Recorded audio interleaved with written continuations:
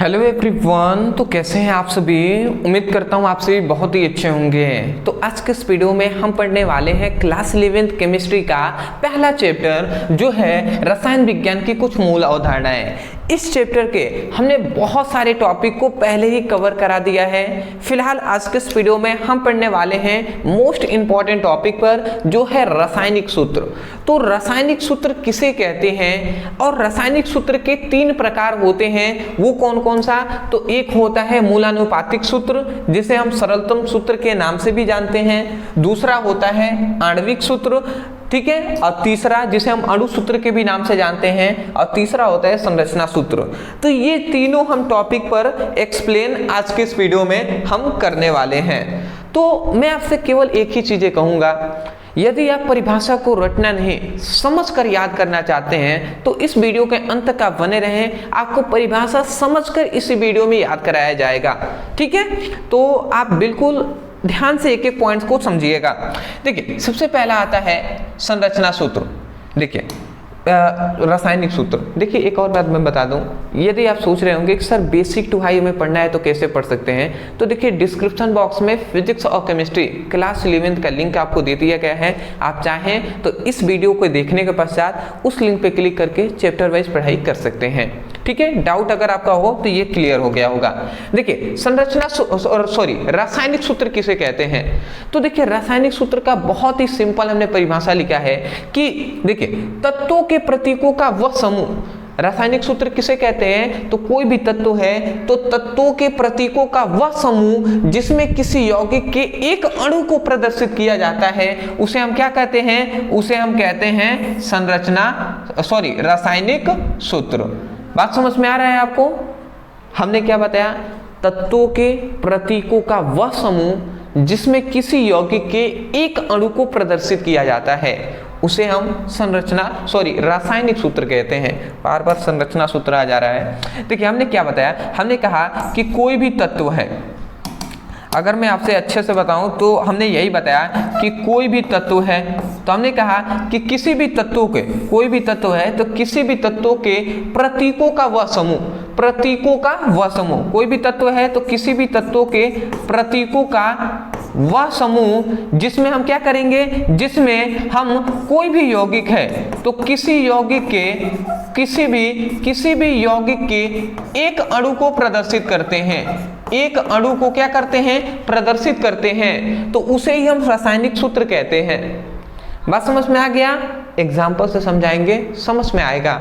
फिलहाल मैं अभी प्रयास ये कर रहा हूं कि आपको परिभाषा याद हो जाए। हम यही कह रहे हैं कि किसी तत्वों के प्रतीकों का वह समूह जिसमें किसी यौगिक के एक अणु को प्रदर्शित किया जाता है उसे हम क्या कहते हैं, रासायनिक सूत्र कहते हैं। अगर मैं आपको एग्जाम्पल से बताऊं तो देखिए एग्जाम्पल से भी हम समझ लेते हैं।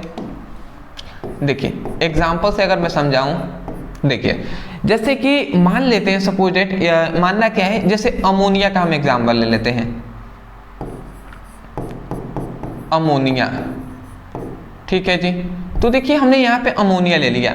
अमोनिया क्या है, एक यौगिक है कि नहीं, तो अमोनिया का एक अणु हम ले लेते हैं। अमोनिया का सूत्र NH3 होता है, तो अमोनिया का हमने यहाँ पे एक अणु ले लिया। तो हम यही ना कह रहे हैं कि तत्वों के प्रतीकों का वह समूह। अब बताइए यहाँ पे तत्व कितने हैं भैया, एक है नाइट्रोजन, एक है हाइड्रोजन, है कि नहीं है, एक है नाइट्रोजन और एक है हाइड्रोजन, और इन दोनों आपस में मिले हैं तो ये एक समूह कहलाएंगे कि नहीं।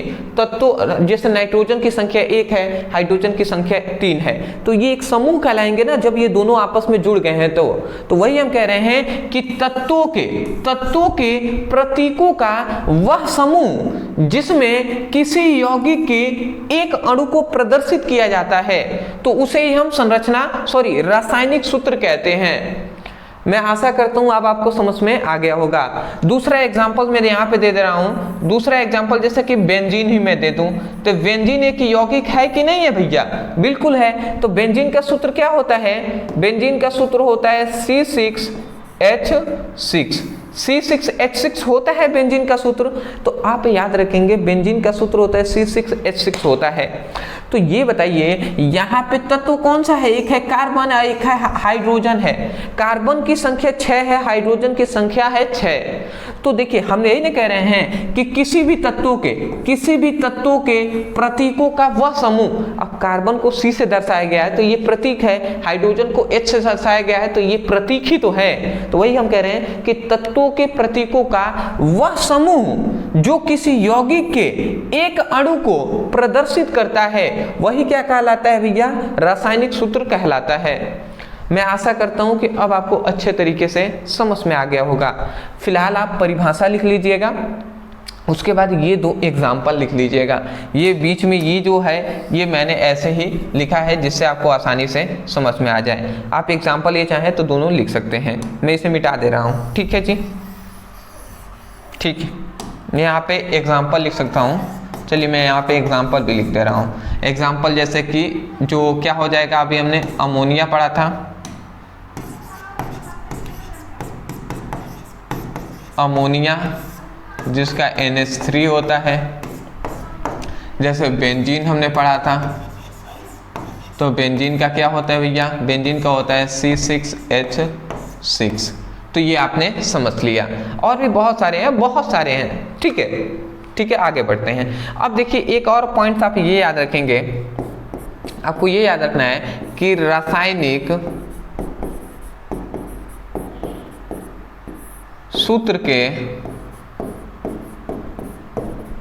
प्रकार, तो रासायनिक सूत्र के कितने प्रकार होते हैं, तो ये बात आपको पता है। रासायनिक सूत्र के 3 प्रकार होते हैं। कितने, तो रासायनिक सूत्र के 3 प्रकार होते हैं। अब तीनों प्रकार को हम एक एक करके समझ लेते हैं। तो देखिए सबसे पहला है जो है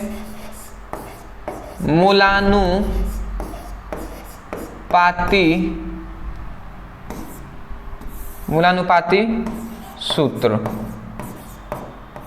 जिसे हम सरलतम सूत्र के नाम से भी जानते हैं। पहला बात आप समझ गए, पहला ये प्रकार है। दूसरा होता है अणु सूत्र,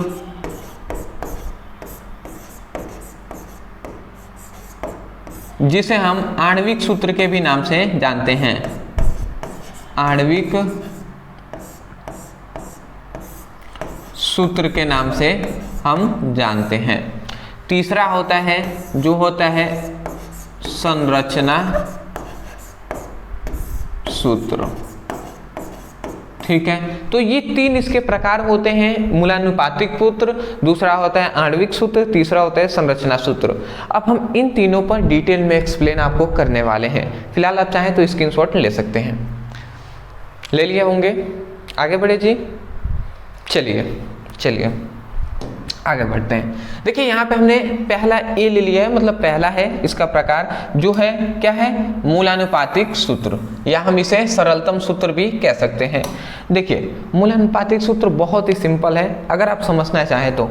ये बड़ा सा परिभाषा देखकर डरना नहीं है, समझना है। देखिए कह रहा है कि ऐसा रासायनिक सूत्र, याद रखें थोड़ा सा मिस्टेक टाइपिंग में होता है, तो ऐसा रासायनिक सूत्र जो किसी यौगिक के एक अणु में उपस्थित सभी तत्वों के परमाणुओं की संख्या को सरल अनुपात में बताता है, उसे मूलानुपातिक सूत्र कहते हैं। आपको समझ में नहीं आया होगा, मैं जानता हूँ। देखिए बात यह है ना कि आप एक एक पॉइंट को समझेंगे तो ही आपको ये समझ में आएगा। कह रहा है कि ऐसा रासायनिक सूत्र जो किसी यौगिक के एक अणु में उपस्थित, कोई भी यौगिक है तो यौगिक में अणु होता है, तो किसी यौगिक है तो यौगिक में बहुत सारे अणु होंगे, तो किसी यौगिक के एक अणु में उपस्थित बहुत सारे तत्व होंगे, तो उपस्थित तत्वों के परमाणुओं की संख्या का एक सरल अनुपात बताता है, तो उसे मूलानुपातिक सूत्र कहते हैं। जैसे मैं आपको कहूँ, एग्जाम्पल्स में आपको समझाऊं, तो जैसे कि सपोज डैट मैं बता दूं मेथेन का, या मेथेन से अच्छा और एग्जाम्पल रह सकता है, ये भी सही है बट इसको हम नहीं लेते हैं, हम ले लेते हैं एथेन का। एथेन ले लेते हैं। तो देखिए एथेन हमने ले लिया, तो एथेन एक क्या है, यौगिक है। तो यौगिक का हम एथेन का सूत्र क्या होता है, C2H6 होता है। तो एथेन का हमने एक अणु ले लिया। तो देखिए एथेन क्या है, एक यौगिक है ना, है तो यौगिक का एक हमने अणु लिया है। तो यहाँ पे कह रहा है किसी यौगिक के अणु में उपस्थित सभी तत्वों के परमाणु। अब देखिए तत्व और परमाणु ये सभी डिफरेंट आपको होना चाहिए। तत्व यहाँ पे कौन कौन से हैं, अगर हम तत्व पे बात करें तो तत्व है यहाँ पे एक कार्बन है और एक है हाइड्रोजन। पर यहाँ पे अगर ये हम पूछें कि बताइए कि कार्बन तत्व है, इसमें परमाणु की संख्या कितनी है, तो परमाणु की आप संख्या बताएंगे तो परमाणु की संख्या यहाँ पे 2 है और यहाँ पे कितना है, यहाँ पे 6 है हाइड्रोजन की संख्या। तो ये 2 संबंधित 6 का अनुपात है। तो यहाँ पे यही बात बताया गया, कहा गया कि ऐसा रासायनिक सूत्र जो किसी यौगिक के एक अणु में उपस्थित सभी तत्वों के परमाणुओं के संख्याओं का सरल अनुपात को बताता है। सभी तत्वों के परमाणुओं की संख्या कितनी है, 2 6 है ना, तो ये 2 6 ये संख्या है परमाणुओं की। तो कह रहा है परमाणुओं की संख्या को सरल अनुपात, परमाणुओं की संख्या को सरल अनुपात में बताता है। तो इसका सरल अनुपात क्या हो जाएगा, 2 एकम में 2 और 2 तिहाई 6। तो इसका जो सरल अनुपात होगा, सरल अनुपात होगा वो कितना हो जाएगा, 2 संबंधे 3 हो जाएगा। इसका मतलब 2 संबंधे 3 का मतलब कि जो हाइड्रोजन है, कार्बन है और हाइड्रोजन है, तो कार्बन के जगह पर 1 और हाइड्रोजन के जगह पर 3। तो इसको हम ऐसे लिख सकते हैं, या सिंपल में इसी को चाहें तो CH3 हम लिख सकते हैं। मतलब एथेन को चाहें तो हम इस रूप में भी लिख सकते हैं, CH3 के रूप में। तो वही बात यहाँ पे कहा जा रहा है। अब आप ध्यान से समझेंगे, हमने यही बात बताया कि ऐसा रासायनिक सूत्र, ऐसा ध्यान से समझेंगे, यहाँ पे यही ना रासायनिक सूत्र निकला है। तो ऐसा रासायनिक सूत्र जो किसी यौगिक के एक अणु में उपस्थित सभी तत्वों के परमाणुओं के संख्याओं का सरल अनुपात बताता है। ये क्या है, सरल अनुपात ही तो है ना, सरल अनुपात मतलब 1 संबंधे 2, ये सरल अनुपात है। तो सभी तत्वों के परमाणुओं की संख्याओं का सरल अनुपात बताता है। तो उसे ही हम क्या कहते हैं, उसे ही हम संरचना सूत्र, क्या कहते हैं, उसे ही हम मूलानुपातिक सूत्र या सरलतम सूत्र कहते हैं। एक एग्जाम्पल से नहीं तो एक और एग्जाम्पल से समझने का इसको प्रयास करते हैं। देखिए एक और एग्जाम्पल से समझते हैं, ठीक है, कहीं क्या पता एक से समझ में ना आए दूसरे से समझ में आ जाए। तो देखिए जैसे कि मैं दूसरा ले रहा हूं, जैसे कि बेंजीन मैंने ले लिया, ठीक, बेंजीन का सूत्र क्या होता है, C6H6 होता है। तो देखिए बेंजीन का हम एक अणु ले रहे हैं, तो ये C6H6 बेंजीन का हमने एक अणु ले लिया। अब मैं पूछूं यहाँ पे तत्वों की संख्या कितनी है, तो तत्वों की संख्या यहाँ पे आप कहेंगे कि सर यहाँ पे तत्व कितने हैं, तो तत्वों की संख्या कार्बन संख्या 1 है, मतलब तत्व कितने हैं, तो 2 ही ना है, एक है कार्बन एक है हाइड्रोजन, 2 ही यहाँ पे तत्व है।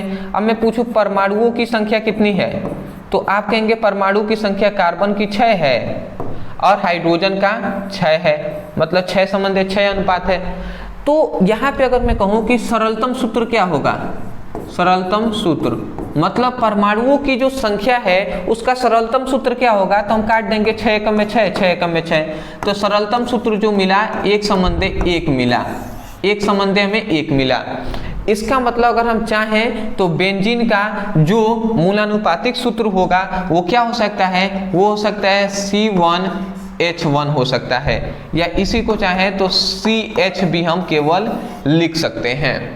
समझ रहे हैं, यही यहाँ पे बात बताया गया है। तो वही हम कह रहे हैं कि हम क्या कह रहे हैं, ऐसा मूलानुपातिक सूत्र, हम यही कह रहे हैं कि ऐसा मतलब ऐसा रासायनिक सूत्र जो किसी यौगिक के एक अणु में उपस्थित सभी तत्वों के परमाणुओं की संख्याओं का सरल अनुपात बताता है, उस रासायनिक सूत्र को ही हम मूलानुपातिक सूत्र कहते हैं। मैं आशा करता हूं आपको समझ में आ गया होगा, ठीक है। अब मैं आपको अच्छे से एक्सप्लेन करके, यहाँ पे वही बात हमने लिखा है कि ऐसा यहाँ पे देखिए ये हमने थोड़ा सा यहाँ पर रासायनिक का भी नाम हमने गलत लिख दिया है, ठीक है, ये पूरा मिस्टेक हो जाता है, ठीक है ना। ये थोड़ा सा आप सुधार लीजिएगा, रासायनिक सूत्र आपको लिखना पड़ेगा, ठीक है, ये आप थोड़ा सा सुधार सकते हैं, टाइपिंग में मिस्टेक हो जाता है जल्दी जल्दी करने में। तो ऐसा रासायनिक सूत्र जो किसी यौगिक के एक अणु में उपस्थित सभी तत्वों के परमाणुओं की संख्या का सरल अनुपात को बताता है, उसे मूलानुपातिक सूत्र कहते हैं। मैं आशा करता हूँ यही बात हमने यहाँ से उस टाइम से समझाया कि ऐसा रासायनिक सूत्र जो किसी यौगिक के एक अणु में उपस्थित सभी तत्वों के परमाणुओं की संख्या का सरल अनुपात को बताता है, उस रासायनिक सूत्र को ही हम मूलानुपातिक सूत्र कहते हैं। मैं आशा करता हूँ आप समझ गए होंगे। अब मैं इसे मिटा दे रहा हूँ। अब मैं यहाँ पे थोड़ा सा आप समझें, तो अगर मैं चाहूँ तो हम यहाँ पे क्या कर सकते हैं, देखिए अगर हम चाहें तो यहाँ पे हम लिख देते हैं, जैसे यौगिक में यहाँ पे लिख दे रहा हूँ,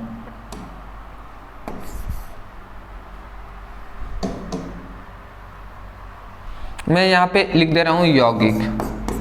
देखिए अगर मैं आपको अच्छे से समझाऊँ, यहाँ पे यौगिक हमने लिख दिया, यहाँ पे हमने लिख दिया अणु सूत्र या आणविक सूत्र भी यहाँ पे लिख सकते हैं, यहाँ पे हम मूलानुपातिक सूत्र लिख दे रहे हैं। मैं अभी तक उसको समझा रहा था, ठीक है, अभी तक मैं उसको समझाने का प्रयास कर रहा था। अब यहाँ पे थोड़ा सा मैं 2-3 एग्जाम्पल से ही आपको समझा दे रहा हूँ कि वास्तव में आपको समझ में आ जाए मूलानुपातिक सूत्र और ये सब क्या होते हैं। यौगिक है, अणु सूत्र है, मूलानुपातिक सूत्र। देखिए यौगिक में अगर हम चाहें तो हम ले सकते हैं, इसको मैं अदर कोई कलर ले लेता हूँ, चलिए, तो यहाँ पे हम ले लेते हैं वाइट। जैसे कि मैं अगर ले लेता हूँ अमोनिया को, अमोनिया, तो अमोनिया का सूत्र क्या होता है, NH3 होता है, ठीक है, अमोनिया का अणु सूत्र NH3 होता है, मूलानुपातिक सूत्र भी NH3 ही होगा, ठीक है, NH3 ही मूलानुपातिक सूत्र भी इसका होगा। क्यों? क्योंकि N नाइट्रोजन की संख्या 1 है, तो 1 से 1 कटेगा, 3 से 3 कटे, 1 से 3 बार में कटेगा, तो NH3 ही होगा। अब दूसरा हम एग्जांपल ले लेते हैं, जैसे कि हमने ले लिया एथेन का, एथेन, तो एथेन का सूत्र होता है C2H6। तो ये देखिए ये इसका अणु सूत्र है, परंतु मूलानुपातिक सूत्र क्या होगा, 2 एकम में 2 और 2 तिहाई 6, तो अणु सूत्र क्या हो जाएगा, 2 एकम में 2 हुआ है ना, तो 2 एकम में 2 और 2 तिहाई 6, तो हाइड्रोजन की संख्या 3, या तो हम C1H3 कहें या इसको CH3 भी कह सकते हैं एथेन को। समझ गए ना? आगे बढ़ते हैं। तीसरा हम एग्जाम्पल ले लेते हैं, तीसरा एग्जाम्पल हम ले लेते हैं जैसे कि बेंजीन का। देखिए बेंजीन का सूत्र होता है C6H6, यही ना होता है जी। देखिए अगर इसका हम मूलानुपातिक सूत्र कोई पूछ दे तो 6 एकम में 6 और 6 एकम में 6, तो इसका मतलब हम क्या लिख सकते हैं, C1H1 कहें या इसे CH केवल कह सकते हैं। किसका? बेंजीन का मूलानुपातिक सूत्र CH होता है। तो ये सभी इसके मोस्ट इंपॉर्टेंट क्या है, एग्जाम्पल है, जो कि आपको समझ में आ गया होगा। एक और एग्जाम्पल समझ लेते हैं, जैसे कि ग्लूकोज। ग्लूकोज है तो ग्लूकोज का सूत्र क्या होता है, C6H12O6 होता है ना जी। अब देखिए अगर हम मूलानुपातिक सूत्र निकालेंगे तो 6 एकम में 6, 6 दूना 12 और 6 एकम में 6, यही नहीं होता है। तो इसका मतलब 61H2O1, या तो हम ऐसे लिख सकते हैं 61H2O1, या हम इसको चाहें तो हम लिख सकते हैं CH2O, ये भी हम लिख सकते हैं। तो ग्लूकोज का मूलानुपातिक सूत्र CH2O हो जाएगा। आशा करता हूं कि मूलानुपातिक सूत्र आपको पूरा अच्छे तरीके से समझ में आ गया होगा, ठीक है। स्क्रीनशॉट ले लीजिए, हम ऐसे ही आगे भी आपको तैयारी कराएंगे, ठीक है। ले लीजिए, स्क्रीनशॉट ले लिए होंगे, बढ़े जी। चलिए जी आगे बढ़ते हैं।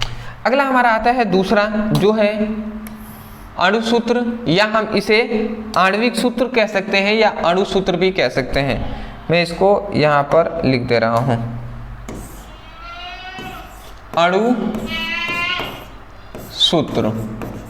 ठीक है, इससे आपको कंफ्यूज नहीं होना है। अणु सूत्र क्या है या आणविक सूत्र क्या है, दोनों बात एक ही है, एक ही हम लेकर चलेंगे। देखिए यहाँ पे क्या कहा गया, समझने का प्रयास कीजिएगा, उसी तरीके का ये भी है। कह रहा है कि ऐसा, यहाँ पे कह रहा है कि ऐसा रासायनिक सूत्र जो किसी यौगिक के एक अणु में उपस्थित सभी तत्वों के परमाणुओं की वास्तविक संख्या को बताता है, उसे हम क्या कहते हैं, उसे हम आणविक सूत्र कहते हैं। बात समझ रहे हैं। कह रहा है कि ऐसा रासायनिक सूत्र जो किसी भी यौगिक के एक अणु में उपस्थित, किसी यौगिक के एक अणु में उपस्थित तत्वों के परमाणुओं की वास्तविक संख्या को बताता है, उसे मूलानुपातिक सूत्र कहते हैं। सिंपल सा है। अरे भैया एग्जाम्पल से मैं आपको समझाऊं तो ये एक यौगिक है, मान लेते हैं कि बेंजीन क्या है, एक यौगिक है। बेंजीन क्या है, एक यौगिक है। तो यौगिक का एक अणु हम ले लेते हैं। बेंजीन का सूत्र क्या होता है, C6H6, यही ना होता है। तो बेंजीन का हमने एक अणु ले लिया है। तो यहाँ पे कहा जा रहा है कि किसी यौगिक के एक अणु में उपस्थित यहाँ पे तत्व कितने हैं, तो तत्व यहाँ पे दो ही ना है, एक है कार्बन, एक है हाइड्रोजन। ये क्या है, तत्व हैं। तो तत्वों के परमाणुओं की, कार्बन है, हाइड्रोजन, ये दो तत्व हैं। तो इनके परमाणु कितने हैं, कार्बन की परमाणुओं की संख्या कितनी है, तो परमाणुओं की यहाँ पे संख्या, वास्तविक संख्या है 6 और हाइड्रोजन की भी वास्तविक संख्या है 6। तो यहाँ पे वास्तविक रियलिटी संख्या 6 है ना। तो वही कहा जा रहा है कि किसी यौगिक के एक अणु में उपस्थित तत्वों के परमाणुओं की वास्तविक संख्या को बताता है, तो उसे आणविक सूत्र कहते हैं या अणु सूत्र कहते हैं। मतलब क्या हो गया कि कार्बन की संख्या 6, हाइड्रोजन की संख्या 6। यदि कार्बन हाइड्रोजन की संख्या 6 होगी तो वहां पे जो पदार्थ बनेगा वो बेंजीन ही बनेगा। समझ रहे हैं। तो इसका मतलब क्या आपको पता चल गया।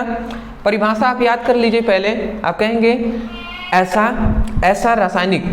रासायनिक सूत्र जो किसी यौगिक के एक अणु में उपस्थित सभी तत्वों के परमाणुओं की वास्तविक संख्या को बताता है, उसे हम अणु सूत्र या आणविक सूत्र कहते हैं। अणु सूत्र या आणविक सूत्र कहते हैं। मैं आशा करता हूं आप समझ गए होंगे। एग्जाम्पल से मैं 2-3 एग्जाम्पल आपको दे रहा हूं। जैसे कि बेंजीन, तो बेंजीन का एग्जाम्पल, बेंजीन का अणु सूत्र या आणविक सूत्र क्या होता है, C6H6 होता है। ये वास्तविक संख्या है 6, कार्बन हाइड्रोजन की संख्या भी 6। दूसरा हम दे सकते हैं जैसे कि अमोनिया का NH3 होता है। ठीक है। और भी हम दे सकते हैं जैसे कि एथेन है, C2H6 हो जाएगा। ग्लूकोज है, C6H12O6। ये सभी इसके एग्जाम्पल हैं। बात समझ रहे हैं ना। ये सभी अणु सूत्र हैं या आणविक सूत्र हैं। इसमें तत्वों की, परमाणुओं की वास्तविक संख्या को बताया जाता है। स्क्रीनशॉट ले लीजिए, ज़्यादा कुछ है नहीं, आगे बढ़ते हैं। ठीक, ले लिए होंगे बड़े जी। चलिए जी आगे बढ़ते हैं, समझते हैं जी। हमारा अगला तीसरा जो अंतिम हमारा जो क्या है, इसका प्रकार है, इसको हम समझ लेते हैं। देखिए संरचना सूत्र, ये भी बहुत ही सिंपल है, समझने का प्रयास करेंगे। वैसा ही है। यहाँ पे ये बताया जाता है कि ऐसा, यहाँ पे क्या बताया गया कि ऐसा रासायनिक सूत्र जो किसी यौगिक के एक अणु के संरचना सूत्र को बताता है। क्या बताता है, किसी यौगिक के एक अणु के संरचना सूत्र को बताता है कि उस अणु में उपस्थित सभी परमाणु किस प्रकार आपस में जुड़े हुए हैं, उसे ही हम क्या कहते हैं, उसे ही हम संरचना सूत्र कहते हैं। समझ रहे हैं। अरे भैया यहाँ पे कहा गया कि ऐसा रासायनिक सूत्र जो किसी यौगिक के अणु के संरचना को बताता है। यहाँ पे संरचना सूत्र हम ना लिख के केवल कह सकते हैं कि संरचना को बताता है। ठीक है। यहाँ पे आप क्या कह सकते हैं, यहाँ पे केवल आप कह सकते हैं संरचना को बताता है। इस प्रकार मैं इसको काट दे रहा हूँ, ठीक है। मतलब ऐसा रासायनिक सूत्र जो किसी यौगिक के एक अणु के संरचना को बताता है कि उस अणु में उपस्थित सभी परमाणु किस प्रकार आपस में जुड़े हुए हैं। जैसे अगर एग्जाम्पल से मैं समझाऊं तो एग्जाम्पल से समझिएगा। एग्जाम्पल से मैं अगर दूं तो जैसे कि मैं सबसे अच्छा एग्जाम्पल ले लेता हूं, जैसे कि CH4 का, ठीक है। तो देखिए ये एक यौगिक है CH4, ठीक है। तो यहाँ पे मेथेन हमने एक ये ले लिया है यौगिक। तो यहाँ पे कह रहा है ना कि यौगिक के एक अणु, मेथेन का हमने एक अणु ले लिया है CH4। तो मेथेन के एक अणु में अणु के संरचना को बताता है। अब इसकी अगर हम संरचना बताएं तो कार्बन है ये यहाँ पे, और कार्बन की संख्या कितनी है, यहाँ पे कहाँ से आके ये सब बोलने लगे, ठीक। देखिए कार्बन के 4 हाइड्रोजन है, तो कह रहा है किसी यौगिक के एक अणु के संरचना को बताता है। अब इसकी संरचना तो ऐसे ही न बनेगी जी, मेथेन की संरचना ऐसे बनेगी, कार्बन के साथ 4 हाइड्रोजन जुड़े हैं, 4 बॉन्ड से ये 4 हाइड्रोजन जुड़े हैं। तो यहाँ पे कह रहा है किसी यौगिक के एक अणु के संरचना को बताता है, ये संरचना है ना, तो संरचना को बताता है कि उस अणु में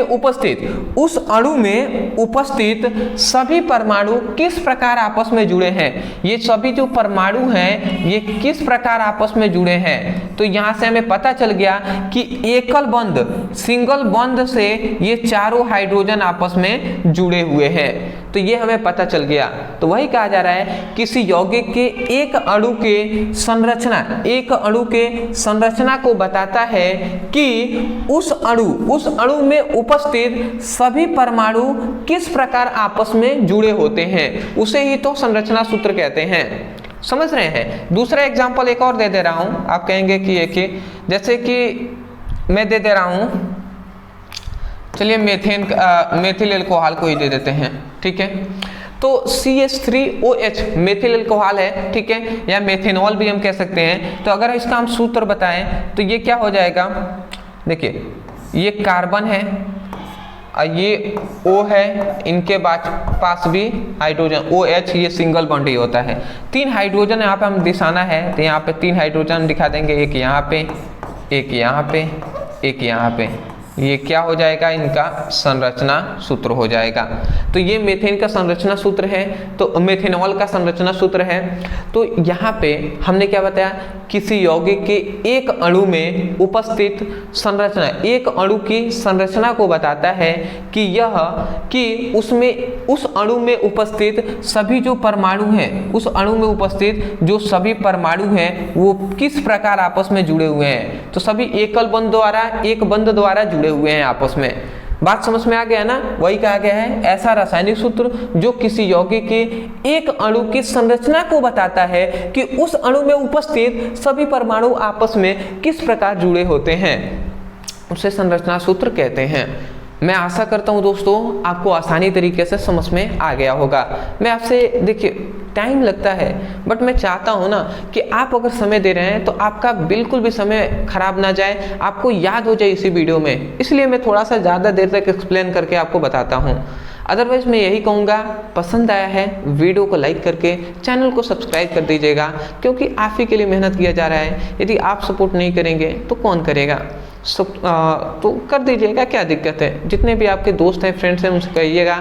अगर कोई टॉपिक है जो आपको समझ में नहीं आता है, जैसे मान लेते हैं संरचना सूत्र ही समझ में नहीं आ रहा है, तो आप यूट्यूब पे लिखिए संरचना सूत्र ब्रदर सर, चाहे तो स्टडी आप लिख सकते हैं, या केवल ब्रदर सर ही लिखेंगे, वीडियो आपको मिल जाएगा। बात समझ रहे हैं ना। तो ऐसे पढ़िएगा। डिस्क्रिप्शन बॉक्स में लिंक है फिजिक्स और केमिस्ट्री का, तो आप चाहें तो उस पर क्लिक करके अपनी पढ़ाई कर सकते हैं। तो चलिए दोस्तों, आज के लिए इतना ही। मिलते हैं एक नए टॉपिक के साथ, तब तक के लिए धन्यवाद।